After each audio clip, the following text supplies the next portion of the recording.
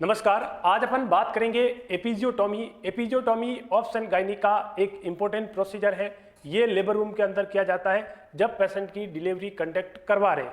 Episiotomy कब करते हैं, एपिजियोटॉमी के क्या टाइप्स हैं और कौन कौन सी लेयर का एनकाउंटर होता है, यानी कि कटिंग डाउन करते हैं, किस तरीके से इसको रिपेयर करते हैं, और पोस्ट नेटल के अंदर एपिजियोटॉमी जो नर्सिंग केयर और रेस्पॉन्सिबिलिटी होती है, इसके रिगार्डिंग A to Z जानकारी जो है आज अपन इस लेक्चर के माध्यम से स्टार्ट करेंगे। तो एपिजियोटॉमी जो है ये अपन पेरिनियल एरिया की करते हैं। ये प्लांट अपन कह सकते हैं प्लांट सर्जिकल इंसिजन। एक प्लान किया जाता है सर्जिकल चीरा लगाने के लिए, प्लानिंग होती है, और ये प्लानिंग कब की जाती है? Just before the crowning. कब करेंगे? Just before the crowning. Just before the crowning ये एक लेबर की स्टेज है। इस लेबर की स्टेज के अंदर जो है एपिजियोटॉमी करेंगे। एपिजियोटॉमी स्पेशली पेरिनियल एरिया की करते हैं। पेरिनियल एरिया को कट डाउन करते हैं ताकि जो स्पेस है, पेरिनियल एरिया का जो स्पेस है, इस स्पेस को बढ़ा सकते हैं, और ताकि बच्चे का हेड तो डिलीवर हो ही गया है, हेड एंड शोल्डर इजिली जो है अपन इसको डिलीवर करने के लिए अपन इसका एपिजियोटॉमी का प्रयोग करते हैं। अब देखिएगा, जब अपन इसको करते हैं तो इस एपिजियोटॉमी को अपन पेरिनियोटॉमी भी कहते हैं, आल्सो नोन एज पेरिनियोटॉमी। अपन इसको क्या बोलेंगे? पेरिनियोटॉमी भी बोलेंगे, क्योंकि पेरिनियल एरिया का अपन क्या कर रहे हैं? कट डाउन कर रहे हैं। एक सर्जिकल प्रोसीजर है, जस्ट बिफोर द क्राउनिंग के वक्त कर रहे हैं, लेबर रूम के अंदर कर रहे हैं। बच्चे का जो हेड डिलीवर हो गया, अब बच्चे का शोल्डर जो है वो डिलीवर नहीं हो रहा है, और पेरिनियल एरिया डॉक्टर को लग रहा है कि अभी भी छोटा है, तो इस डिलीवरी को, इस पेरिनियल एरिया को बड़ा करने के लिए, इजिली डिलीवरी करने के लिए, किसी तरीके का कॉम्प्लिकेशन ना चाहते हुए, तब अपन जो है इसको एपिजियोटॉमी कट लगाते हैं। एपिजियोटॉमी इसका नाम जो है वो एक सीजर है, जो कट लगाते हैं उस सीजर का जो नाम है एपिजियोटॉमी सीजर है, इसलिए अपन एपिजियोटॉमी इसको बोलेंगे। पेरिनियल एरिया का कट लगा रहे हैं, इसलिए अपन इसको पेरिनियोटॉमी बोलेंगे। ये अपन स्पेशली पेशेंट को लगाने के लिए रिकमेंडेशंस तो नहीं है WHO का। WHO ने तो इसको रिकमेंडेशंस नहीं दिया है, कि WHO ने नहीं बोला है कि हर महिला के अंदर जो है वो एपिजियोटॉमी करे। ये उसी पेशेंट के अंदर एपिजियोटॉमी करना है जहां जरूरत लगे, बहुत नेसेसरी है। अपन ने नॉर्मली ट्राई किया है, बच्चे की डिलीवरी हो जाए, फिर भी बच्चे की डिलीवरी शोल्डर की नहीं हो रही है, तब अपन इस जो है प्रोसीजर को परफॉर्म करेंगे। क्योंकि जब भी अपन एपिजियोटॉमी करेंगे, ये 3 डिग्री कट है। कितने डिग्री का कट है? 3 डिग्री ट्रोमा है। 3 डिग्री ट्रोमा भाई साहब जो है बहुत बड़ा ट्रोमा होता है, इसलिए ट्रोमा नहीं होता है। अभी मदर को 3 डिग्री जो ट्रोमा लगाने जा रहे हैं वो हमें सोच समझ के लगाना है। तो ये इसको अपन बोलेंगे पेरिनियोटॉमी, एपिजियोटॉमी बोलेंगे। ये अपन स्पेशली बात करें, 2 तरीके की जो है वो पेरिनियोटॉमी अपन करते हैं। ऐसे तो बहुत सारे टाइप्स हैं, बहुत सारे टाइप्स, कॉन्फ्लिक्ट में हमें नहीं जाना है। अपन को देसी भाषा में और सिंपल तरीका में बात करनी है, जो इंपॉर्टेंट एस्पेक्ट है एग्जाम के पर्पज से। एक एपिजियोटॉमी का जो टाइप है वो है मीडियल एपिजियोटॉमी, दूसरा है मीडियोलैटरल एपिजियोटॉमी। क्या होती है मीडियल एपिजियोटॉमी? देखिएगा, ये जो वेजाइना है, ये वेजाइना है, और वेजाइना के जस्ट नीचे क्या है? एनस। ये हो गया पेरिनियल एरिया, पेरिनियल एरिया इनकी वेजाइना हो गई, और ये हो गया एनस। अब देखिएगा, अब जो अपन जो कट लगाते हैं मीडियल का मतलब मिडल का मतलब क्या हो गया? मिडल का मतलब बीच के अंदर। ये अब बच्चे का सर जो है वो आ रहा है, सर बच्चे का जो है वो बच्चे को आपको विजिबल है, आपको क्राउनिंग की पोजीशंस के अंदर है। तो ये बच्चा जो है वो सर तो उसका दिख रहा है, अब इसको एरिया को एक्सटेंड करना है, बढ़ाना है, तो यहाँ जो कट लगाएंगे, ये जो कट का टाइप है ये मीडियल एपिजियोटॉमी है। इसको अपन बोलेंगे मीडियल एपिजियोटॉमी। सीधा बीच में कट लगाएंगे, इसको मीडियल एपिजियोटॉमी बोलेंगे। दूसरे हाथ पे बात करेंगे मीडियोलैटरल एपिजियोटॉमी। मीडियोलैटरल एपिजियोटॉमी क्या है? ये मीडियोलैटरल एपिजियोटॉमी का मतलब थोड़ा सा साइड में, क्या लगा रहे हैं, थोड़ा सा लेटरल साइड के अंदर। ये क्या हो गया, लेटरल, मीडियल लेटरल, मीडियो लेटरल इसलिए इसको बोला जाता है। और मीडियो लेटरल एपिजियोटोमी ही अपन परफॉर्म करते हैं। ज्यादातर जो एपिजियोटोमी परफॉर्म करते हैं, ये जो परफॉर्म करने वाली एपिजियोटोमी है ये है मीडियो लेटरल एपिजियोटोमी, इसी को अपन जो है परफॉर्म करेंगे। इस एपिजियोटोमी में और इस एपिजियोटोमी में क्या एडवांटेज है और क्या डिसएडवांटेज है ये भी अपन बात करेंगे। देखिएगा इसका जो एडवांटेज है, इसका जो एडवांटेज है, पहला एडवांटेज ये है इसका एडवांटेज के अंदर पहला एडवांटेज है ये जो ट्रोमा जो है वो इसमें कम लगता है, कम ट्रोमा होता है, जबकि इसमें ट्रोमा क्या लगेगा, ज्यादा होगा। ट्रोमा जो है मसल्स जो है मसल्स का एनकाउंटर कटिंग डाउन इसमें कम होगा और इसके अंदर क्या होगा, ज्यादा होगा।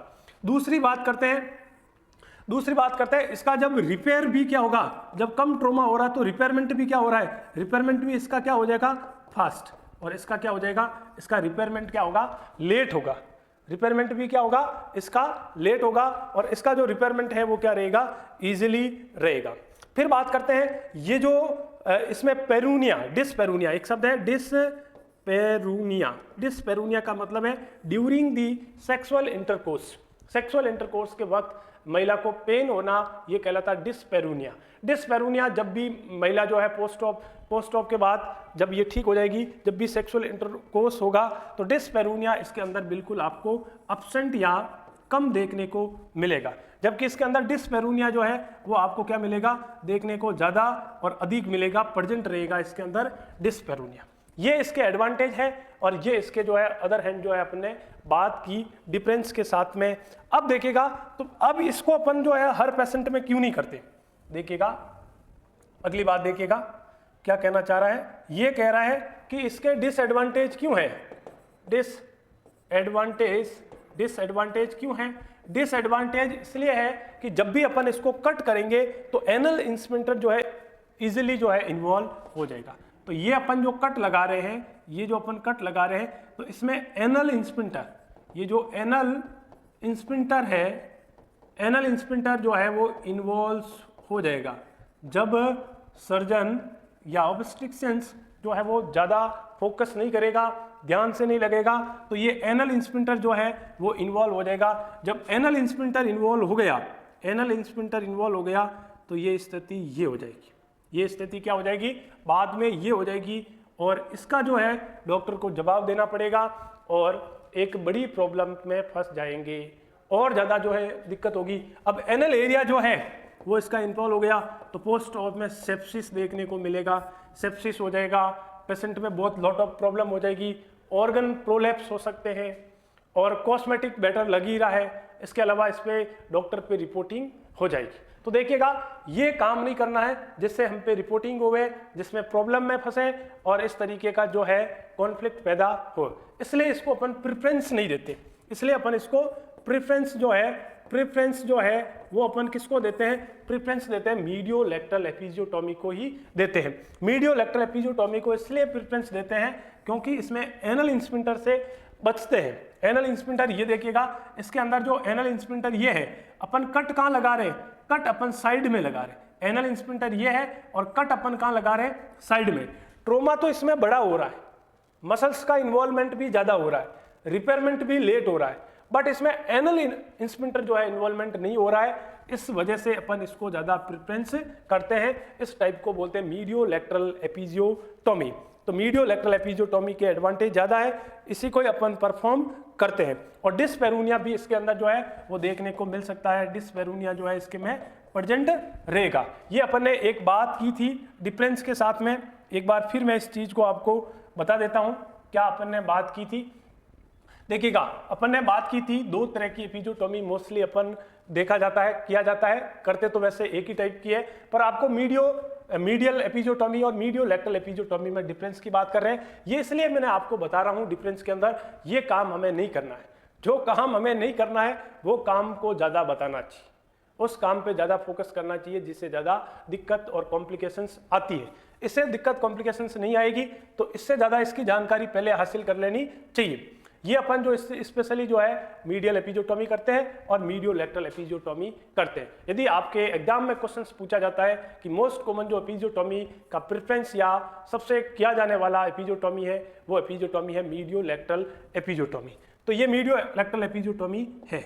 आगे बात करते हैं अब इंडिकेशंस ऑफ एपिजियोटॉमी। अब एपिजियोटॉमी की भाई क्यों जरूरत पड़ी अपन लोगों को, एपिजियोटॉमी किन किन कंडीशंस में, कौन कौन से शर्तों में जो है एपिजियोटॉमी अपन करेंगे। पहला जो है बच्चे के शोल्डर जो है वो बच्चे के शोल्डर बड़े हैं, तो बच्चा मैक्रोसोमिया का है। मैक्रोसोमिया का मतलब है बच्चे की साइज जो है बड़ी है, बच्चे के शोल्डर जो है बड़े हो गए, बच्चे में डिस्टोसिया भी देखने को मिल रहा है, डिस्टोसिया, शोल्डर का डिलीवरी नहीं हो रहा है, मदर का हाइट जो है, मदर का जो हाइट है वो हाइट कम है, पेरिनियल एरिया कम है, तो भी अपन इसको कर सकते हैं। या फिर अपन यूं कह सकते हैं कि भाई डिलीवरी में डिफिकल्टी हो रही है इसलिए अपन इसको करते हैं। या फिर बच्चा ब्रीच में भी अपन करते हैं, या फिर वैक्यूम डिलीवरी करनी है या फोर्सेप डिलीवरी करनी है, फोर्सेप या वैक्यूम डिलीवरी करनी है, तब हमें एपिजियोटॉमी कट लगाना है। देखिएगा WHO ने तो स्पष्ट बोला है कि आप इसको ज़्यादा प्रेफरेंस नहीं दें। वर्ल्ड हेल्थ ऑर्गेनाइजेशन ने बोला है हर मदर में आप बिल्कुल ही नहीं करें, हर मदर में इसको प्रीफरेंस नहीं दें क्योंकि ट्रोमा होता है, इसको नहीं करें।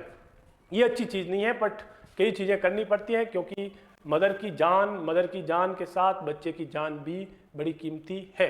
क्योंकि डॉक्टर के सामने जब पेशेंट आते हैं, जब भर्ती होते हैं, तो डॉक्टर उनके लिए भगवान होती है। भगवान इसलिए माना जाता है क्योंकि ये अपना सूझबूझ के साथ में लोगों की जो है जान बचाते हैं। बट भगवान कहने वाले लोग कब जो है वो आपको सलाम करने वाले, आपको प्रणाम करने वाले हाथ कब गले पे उठ भी सकते हैं। तो लोग है भाई, लोग कुछ भी कर सकते हैं। अपनी होशियारी रखिएगा, अपनी समझदारी रखिएगा, अच्छे से काम कीजिएगा, स्किल्स जो है वो आपको लगानी है और पेशेंट के हित में जो है वो आपको एक्शंस लेना है। कई बार जो है प्राइमरी ग्रेविडा, ये भी देखा जाता है, जो प्राइमरी ग्रेविडा फर्स्ट टाइम जो है मदर प्रेग्नेंट हुई है और उसका जो पेल्विस सारा जो है वो रिजिड है, ज़्यादा मसल्स फ्लेक्सिबल्स नहीं है, ज़्यादा उसने कोई मेहनत हार्डवर्क नहीं की है, हाइट उसकी छोटी है, सारा मसल्स रिजिडिटी है, तो भी अपन इसमें कर सकते हैं। ये जो है परफॉर्म करनी है, इसलिए नहीं परफॉर्म करनी है ताकि पेशेंट को ट्रोमा होए। अब देखिएगा, अब इतनी बात कर ही रहे हैं तो बात करते हैं structure cutting during the episiotomy. जब एपिजियोटॉमी अपन कर रहे हैं तो कौन कौन सी जो लेयर है, कौन कौन सी जो मसल्स हैं उसका एनकाउंटर होगा, इनकी उसको अपन कटिंग डाउन करते हैं। ये इसका सब फेमस फॉर्मूला है, सारे लोग इसका इस्तेमाल करते हैं, मैंने भी वहीं से कॉपी पेस्ट किया है। Please bring live vaccine for tetanus. ये ऐसे ही कोई निमोनिक बनाया हुआ है, अच्छा निमोनिक बनाया है, हमें याद करने से मतलब है। सबसे पहले प्लीज का जो है पी आ जाएगा, प्लीज का क्या आ जाएगा, पी आ जाएगा। सबसे पहले पुडेंटल नर्व और वेसल्स जो है वो कट होती है। कौन सी होती है? पुडेंटल nerve and vessels cut.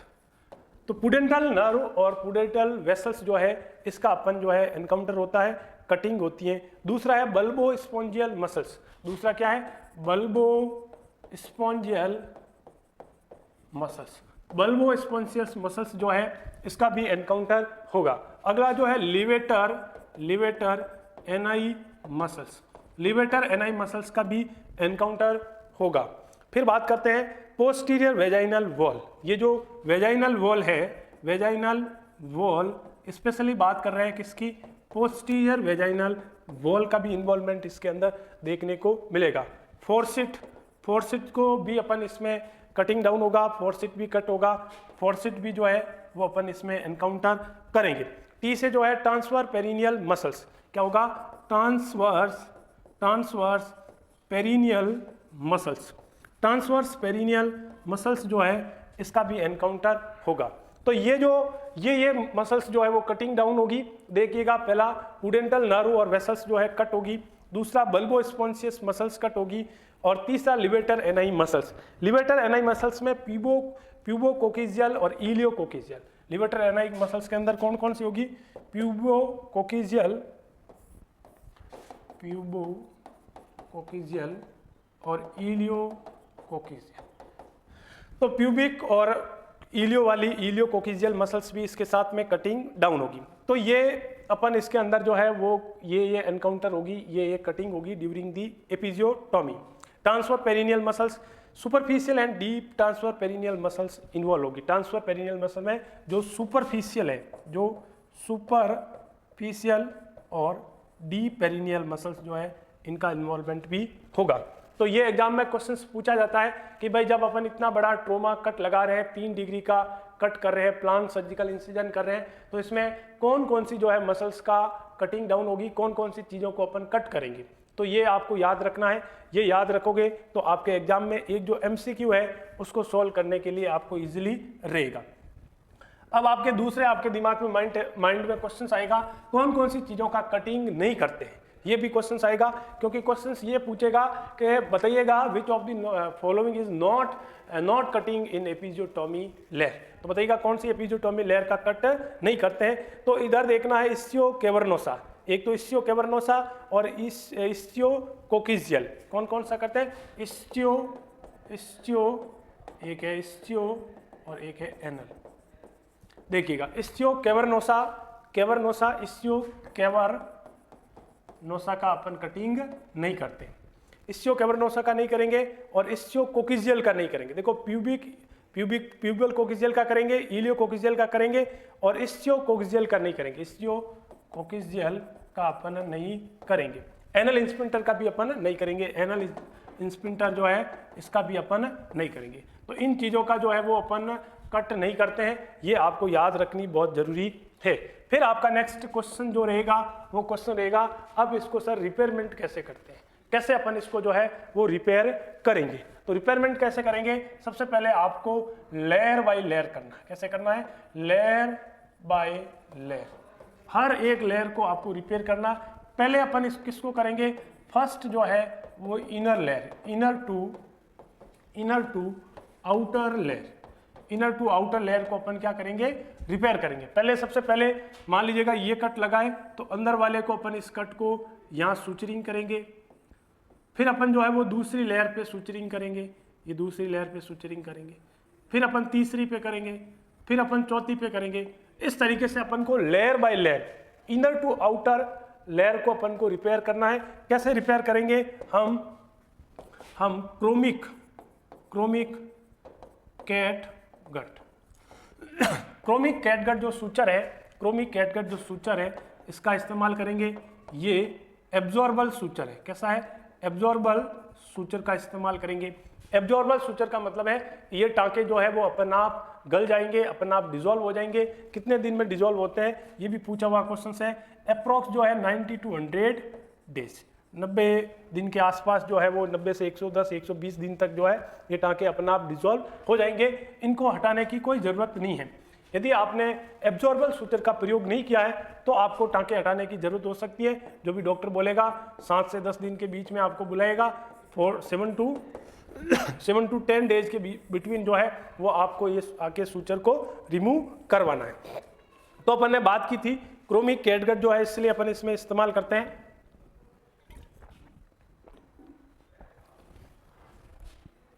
Sequence के साथ में म्यूकोजा। अब सीक्वेंस जो है वो इसका क्या रहेगा? सबसे पहले क्या रहेगा? सबसे पहले म्यूकोजा रहेगा। अंदर वाली लेयर कौन सी रहेगी? सबसे पहले अपन लेयर को बात करें तो सबसे पहले म्यूकोजा को रिपेयर करेंगे। सबसे फर्स्ट के अंदर जो रिपेयरमेंट करेंगे वो अपन म्यूकोजा लेयर को रिपेयरमेंट करेंगे, अच्छे से सूचरिंग करेंगे। फिर अपन दूसरी लेयर को उसको अलग से जोड़ेंगे। जोड़ने के बाद जो है वो करनी है। सीक्वेंस को बहुत जरूरी है, फॉलो आपको करना है। फिर इसके बाद में ये म्यूकोजा किसकी है? Vaginal mucosa. ये कौन सी म्यूकोजा है? वेजाइनल म्यूकोजा को अपन सबसे पहले रिपेयरमेंट करेंगे। सेकंड जो रिपेयरमेंट करेंगे पेरिनियल मसल्स का। किसका करेंगे? Perennial muscles. पेरिनियल मसल्स को अलग से पहचानना है, सेपरेट करना है। पेरिनियल मसल्स टू मसल्स को जोड़ना है। म्यूकोजा, वेजाइना की जो म्यूकोजा है उसको आपको जोड़ना है। फिर जो है वो आप आगे की तरफ बढ़ोगे, फिर आपको मिलेगी जो है वो स्किन वाली, फिर बाहर आपको क्या मिल जाएगी? स्किन। तो इस तरीके से आपको जो है इनर टू आउटर मूवमेंट्स के अंदर जो आपको रिपेयरमेंट करना है। क्वेश्चन पूछ सकता है तो इस तरीके से आपको इनर टू आउटर बताना है। सबसे पहले वेजाइनल म्यूकोजा रहेगी, फिर पेरिनियल म्यूकोजा रहेगी, फिर स्किन रहेगी। अब आपका नेक्स्ट क्वेश्चन ये है कि आप किस तरीके से इसको एपिजियोटॉमी में केयर प्रोवाइड करोगे। देखिएगा ये इंपॉर्टेंट सवाल है। अब महिला जो है वो एक तो इमोशनली डिस्टर्ब है। इमोशनली डिस्टर्ब का मतलब उसने पहला बच्चा हुआ तो पहली बार है, अब बच्चे की केयर करनी है, ब्रेस्ट फीडिंग करवानी है, और भी जो है रूटीन आज को काम करने हैं, और एक एपिजियोटॉमी का जो कट लगा है इतना बड़ा, इस कट की वजह से जो पेन हो रहा है और इसकी वजह से जो उसको डिफिकल्टीज हो रही है बैठने के अंदर स्पेशली, और ये पेन हो रहा है, तो इस पेन को आपको अच्छे से मैनेज करना है, उसको बताना है कि किस तरीके से सिट्स बात लें और किस तरीके से आपको बच्चे की केयर भी प्रोवाइड करनी। तो इस एपिजियोटॉमी केयर के अंदर जो भी डॉक्टर ने प्रेस्क्राइब किया है वो स्पेशली बात करते हैं सिट्स बात की। किसकी बात करते हैं? सिट्स बात। सिट्स बात जो है वो अपन इस महिला को अंदर देंगे। सिट्स बात में क्या है, एक टब में ल्यूक वार्म वाटर भरेंगे, एक पानी का बड़ा सा टब लेंगे और इस टब के अंदर ल्यूक वार्म वाटर का मतलब है हल्का गुनगुना पानी है, ये लेंगे। यदि डॉक्टर ने इसमें एंटीसेप्टिक सॉल्यूशन को ऐड करवाया है, जैसे क्लोरहेक्साडीन या बीटाडीन, क्लोरहेक्साडीन या बीटाडीन, पोविडीन, आयोडीन सॉल्यूशन जो है वो इसके अंदर डालना है। पानी को गर्म किया, इतना गुनगुना पानी गर्म किया, एंटीसेप्टिक जो है इसके अंदर डालें। अब इस पेरिनियल एरिया को मदर को इसके अंदर क्या कर देना है, इसके अंदर पूरा डिप कर देना, पूरा डुबा के रखना है, डिप कर देना। डिप करने से क्या होगा, अब ये जो एपिजियोटॉमी जिस जगह पे परफॉर्म हुई है उस जगह पे एक तो सफाई हो जाएगी, गर्म पानी से वहाँ पे क्या हो जाएगी, सफाई, और एंटीसेप्टिक सॉल्यूशंस डाला हुआ है तो ये एंटीसेप्टिक प्रॉपर्टी का काम करेगा। और दूसरा जो ये गर्म वाटर जो है वहाँ पे ब्लड सप्लाई को क्या कर देगा, ब्लड सप्लाई को बढ़ा देगा, क्योंकि वार्मथ है और वहाँ पे वेसोडाइलेटर देखने को मिलेगा। और एक जो उसको महिला को दर्द हो रहा है वो इसलिए हो रहा है कि टाँके खींच रहे हैं। अब ये उसमें जब भी वार्म जाएगा, गर्म जाएगा, तो वहाँ पे वेसोडाइलेटर होगा, तो एक जो टेंशन था, एक जो जकड़न थी, वो जकड़न कम हो गई, जिससे महिला का पेन कम हो गया और कंफर्टेबली जो उसको जो आराम मिला है पेन रिलीव होने के बाद। इसके साथ में ब्लड सप्लाई भी बढ़ी है, क्योंकि वहाँ पे गर्म चीज हुई, वेसोडाइलेटर आया, वेसोडाइलेटर की तरह उसने अपना काम किया, तो ये वेसोडाइलेटर उसका हीलिंग फास्ट करवा देगा। क्या करवा देगा? हीलिंग फास्ट करवा देगा। एक तो हीलिंग फास्ट हो रही है, पेन रिड्यूस हो रहा है, और तीसरा जो है एंटीसेप्टिक और क्लीननेस जो है वहाँ पे परफॉर्म हो रही है, क्योंकि पेरिनियल एरिया है, यहाँ पे जो है ग्रोइंग एरिया में इन्फेक्शन होने का ज़्यादा रिस्क रहता है। तो ये अपने एपिजियोटॉमी के बारे में बताया है। अब आपको मैं कुछ डायग्राम बताने जा रहा हूं जो इमेज बेस्ड जो है क्वेश्चंस पूछे जा सकते हैं एग्जाम के पर्पज से। ये कौन कौन से जो इमेज है वो आपको याद रखना है। तो इमेज में आपको एक बार बता देता हूं कौन कौन से इमेज आपको देखना है कि इसके अंदर अपन स्पेशली बात करेंगे।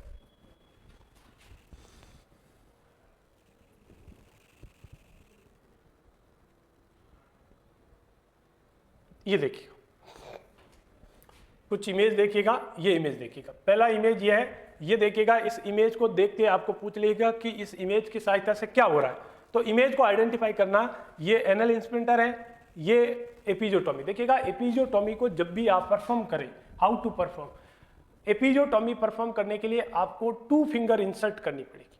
2 फिंगर अपन वेजाइना से जहाँ से इंसर्ट करेंगे और इस 2 फिंगर के बीच में से आपको इसको उठाते हुए इस 2 फिंगर को डालना है, फिर आपको उठाना है और इसी एरिया को कट करना है। इस तरीके से आपको कटिंग करनी है। ये सेम बताया हुआ है। ये 2 फिंगर्स इसने इंसर्ट किए, इसने उस लेयर को उठाया है, अप किया है और फिर इससे जो है वो कट लगाया है। तो ये मीडियो लेटरल जो एपिजियोटॉमी परफॉर्म का डायग्राम है। नेक्स्ट डायग्राम देखिएगा। नेक्स्ट डायग्राम क्या कह रहा है? नेक्स्ट डायग्राम ये कह रहा है कि देखिएगा ये बच्चे का हेड का डिलीवरी हो गया है। अब जब जस्ट बिफोर द क्राउनिंग उस वक्त जो है आपको एपिजियोटॉमी करना है। ये जो एपिजियोटॉमी है वो ये मीडियो लेटरल एपिजियोटॉमी है और ये वाली एपिजियोटॉमी कौन सी है? ये मीडियल एपिजियोटॉमी है। मीडियल एपिजियोटॉमी आपको नहीं करनी है, मीडियो लेटरल एपिजियोटॉमी करनी है। मीडियल एपिजियोटॉमी यदि आप करोगे तो बच्चे का हेड का बच्चे का जो मदर का एनल इंस्पिंटर है ये इससे इन्वॉल्व हो जाएगा और प्रॉब्लम क्रिएट हो जाएगी। तो ये आपको ध्यान रखना है।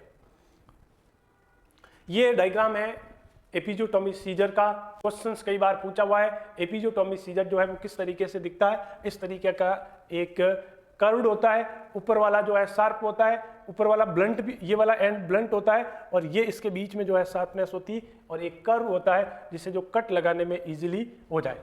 ये जो आगे की तरफ जो इसमें नॉन ट्रोमेटिक, इसका जो टिप है आगे का नॉन ट्रोमेटिक होता है, अंदर आप डालोगे तो कोई ट्रोमा नहीं करेगा क्योंकि ब्लंट है, नॉन ट्रोमेटिक जो है टिप इसके अंदर होगी। फिर अपन इसको कटिंग करेंगे तो इमेज बेस पे भी क्वेश्चंस पूछा जा सकता है, एपिजोटोमी सीजर कैसी दिखती है।